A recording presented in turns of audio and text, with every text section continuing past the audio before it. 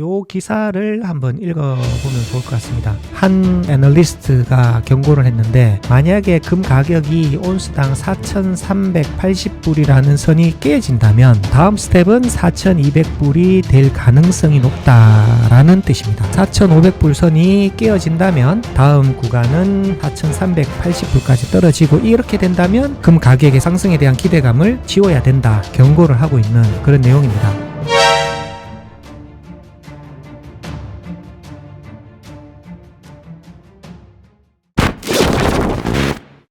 여러분 안녕하십니까? 금남일의 골드인사이트입니다. 최근에 미국과 중국의 정상회담 이후에 그동안 횡보하고 있던 금 가격이 다시 한 번 더 요동치기 시작했습니다. 이번에는 상승의 그래프가 아니고 하락의 그래프가 만들어졌는데, 급히 이슈를 정리를 해서 여러분들께 안내를 드리려고 합니다. 빠르게 진행을 해보도록 하겠습니다. 금 가격과 은 가격의 유동성은 철저하게 달러와의 상관관계라고 이해를 하시면 되겠습니다. 최근에 달러 지수가 굉장히 많이 올라갔거든요. 그동안 달러 약세의 기조가 강세의 기조로 변환이 되면서 안전자산인 금을 찾는 수요들이 많이 줄었다, 이런 것들이 시장의 이제 평가인데요. 달러가 강세가 되면 왜 금 가격이 하락이 되느냐라고 설명을 드리면, 달러가 강세가 되면은 미국 국채에 대한 수익률이 많이 올라가게 되거든요. 국채의 금리가 4% 중반까지 올라가기 때문에 금은 이자나 배당을 주지 않기 때문에 수익이 나는 곳으로 투자 수요가 넘어간다고 보시면 되거든요. 첫 번째 페이지에 나오는 거 보면 유동성을 흡수하는 메커니즘으로 우리가 이해를 할 수 있는데, 이것을 이제 지정학적인 리스크와 안전자산의 충돌이라고 우리가 평가를 할 수 있습니다. 최근에 미중 정상회담 이후에 이란을 둘러싼 군사적 긴장이 재고조되면서 글로벌 금융시장의 자금 흐름이 급변하고 있습니다. 안전자산으로 분류되던 금은 오히려 하락세를 보이고 있는 반면에 미국의 달러화와 국채 금리는 동반 강세를 취하는 기현상이 발생했습니다. 정상회담 이후에 트럼프 대통령이 언론에 이야기를 한 것으로는 큰 규모의 전쟁이 일어날 수 있다, 이렇게 이야기를 함으로 인해서 전쟁의 위협이 고조가 되는 겁니다. 그렇게 하다 보니까 결론적으로는 달러와 미국의 국채에 대한 수요가 집중이 됐습니다. 기회비용을 금에서 달러 자산으로 넘어가는 그런 현상이라고 이해를 하시면 되거든요. 그래서 지금 현재 시장에서 나타나는 3대 지표를 보게 되면 달러 인덱스가 굉장히 많이 급등해 있는 양상을 보이고 있거든요. 기존의 달러 약세에서 강세로 변하고 있고, 미국의 10년물 국채에 대한 금리가 4.75%까지 갔습니다. 미국의 국채는 전 세계에서 가장 안전한 무위험 자산으로 분류가 되기도 하는데, 강달러의 기조가 지속되다 보니까 국채에 대한 금리가 상승하는 이런 효과가 생기는 거거든요. 그래서 지난 30일간 미국 국채의 수익률과 달러 인덱스와 금 가격은 반비례하는 구조를 나타내기 때문에 금 가격의 지수는 100을 기준으로 했을 때 90까지 한 10% 정도 조정을 받은 상황이고, 지난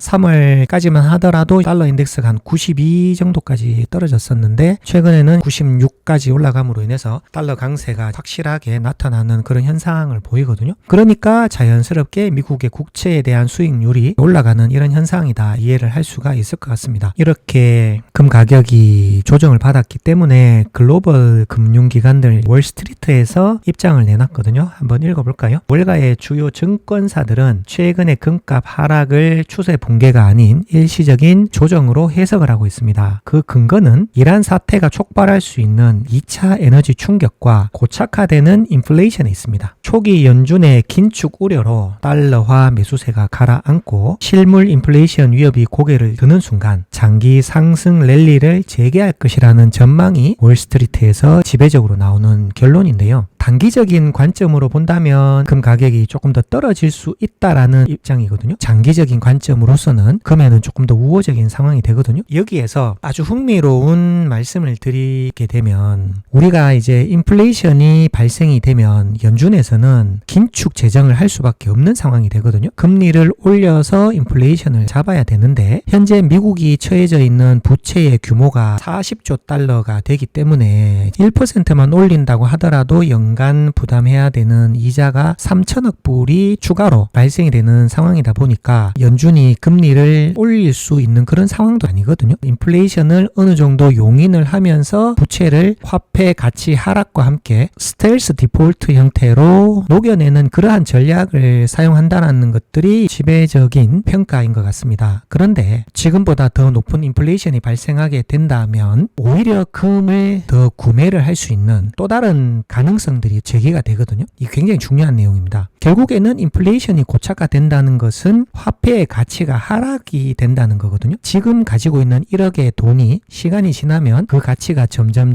더 줄어든다는 얘기이기 때문에 그럴 때는 인플레이션을 해치하기 위해서 금을 구매하는 패턴이 가속화될 수 있다는 게 또 시장의 이론입니다. 그래서 인플레이션이 된다고 해서 무조건 금 가격이 떨어진다라고 볼 수만도 없는 것이 핵심 키포인트이니까 이런 부분들은 추후에 매도를 하실 때 아주 좋은 인사이트를 가지실 수가 있는 거고, 초장기적인 관점으로 본다면 금 가격이 상승할 수 있는 여력이 충분히 많다라는 게 월스트리트에서 가지고 있는 투자 심리 지수라고 보시면 되겠습니다. 자, 여러분, 오늘의 분석으로 최근에 금 가격 하락에 대한 원인이 좀 해소가 되셨나요? 지금 월가에서 제시하고 있는 것은 당분간 금 가격이 횡보할 수 있다, 또는 추가적으로 하락할 수 있는 여지들이 있다라고 보는 겁니다. 가장 큰 이유는 달러 강세가 당분간은 지속될 것 같다라는 게 시장의 지배적인 의견입니다. 아무래도 최근에 원자재 시장이 횡보하다 보니 작년과 같은 빠르게 상승하는 그런 상황은 아닌데, 월가에서는 26년도까지 온수당 4,500불인 이 금 가격을 6,000불에서 6,500까지 바라보는 기관들이 많거든요. 그 말은 단기적인 추세로는 횡보하고 있지만 중하반기 이후로는 다시 올라갈 수 있다라는 것이 월가에서 바라보는, 물리시 은행들이 바라보는 금에 대한 시각이라고 보시면 됩니다. 거시적으로 바라보고 금 투자를 할 필요는 있으니 이 부분들은 여러분들께서 참고를 하시고 투자를 하시면 되겠습니다. 그리고 제가 영상에서 여러분들께 추가로 한번 말씀드리고 싶은 것은, 제가 쇼츠를 통해서도 한번 언급을 해드린 적이 있는데, 최근에 제가 대형 경제 유튜브 채널에 나가서 저의 인사이트를 전달을 해드렸습니다. 그 이후에 저의 이미지를 사칭한 피싱 사이트들이 과거보다 훨씬 더 많이 발견이 되는 것을 느끼고 있습니다. 실제로 고객님 분 중에 한 분은 피싱 사이트를 통해서 자금을 보내신 경우까지 발생이 됐거든요. 피해 사례까지 지금 나타났는데, 할인이나 특가가 나온 경우에는 반드시 제가 근무하고 있는 한국금거래소 경산점에 사실 여부를 확인을 하신 다음에 구매 여부를 결정을 하시면 됩니다. 먼저 말씀드릴 수 있는 것은